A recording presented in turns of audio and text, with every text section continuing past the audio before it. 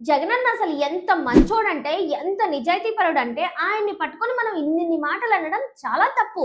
Jagananna late అయినా సరే నిజం ఒప్పుకున్నాడు. కావాలంటే ఈ వీడియో చూడండి. గర్వంగా కూడా చెప్తా ఉన్నాను ఈ మాట.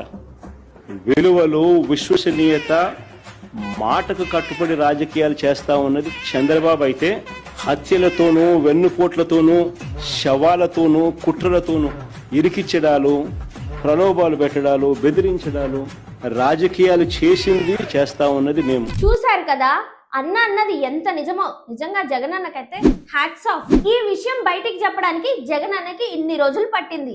అయినా నిజం నిప్పు లాంటిది. ఆ నిప్పు కాస్త గొంతు కాలి బయటికి రావడానికి ఇన్ని రోజులు పట్టింది. అయినా ఇంత నిజాయితీ కలిగిన లీడర్ ని నేను అసలు ఎక్కడా చూడలేదు. జనాలు కూడా అప్పటి నుంచి అదే మొత్తుకుంటున్నారు జగనన్న పార్టీ గురించి, కానీ వినిపించుకోవట్లేరు ఒక్కరు కూడా. ఇప్పుడు జగనన్నే బయటకు వచ్చేసి నిజం చెప్పేశాడు.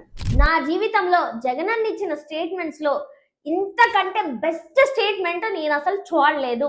మీరేమంటారో కామెంట్ చేయండి.